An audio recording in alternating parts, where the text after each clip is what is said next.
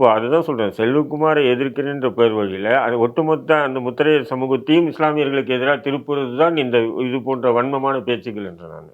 ம். நான் செல்வகுமாருக்கு மட்டும் சொல்லல. ஒட்டுமொத்த அந்த முத்திரையர் சமூகமும், இஸ்லாமிய சமூகமும் ஒரு இணக்கத்தோடு வாழ்ந்துட்டு இருக்காங்க. எல்லா கிராமங்கள்லயும், எல்லா பகுதிகள்லயும்.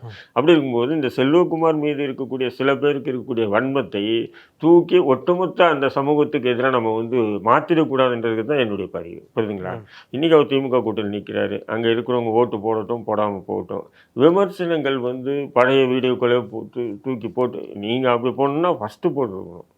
அவரு ஆர்எஸ்எஸ்ல இருக்கும்போது, பாஜகல இருக்கும்போது, பாருங்க செல்வகுமார் என்ற நபர் எப்படி மோசமா பேசுறாரு அப்படின்னு தூக்கி போட்டுருக்கணும். அத விட்டுட்டு இப்போ எடுத்து போட்டுக்கிட்டு, எ எ உங்களுடைய அறிப்பை நீங்க அது திமுக எதிர்ப்பு என்பது இது அல்ல.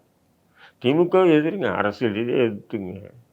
அந்த அப்படின்னு நீங்க பார்த்தீங்கன்னா, இன்னைக்கு ஓபிஎஸ் உடைய மகன் வந்து ரவீந்திரநாத் என்ன? ம். நேத்து வரையும் சிஏஏக்கு ஆதரவா கையெழுத்து போட்டவரு. நீட்டுக்கு ஆதரவா கையெழுத்து போட்டவரு.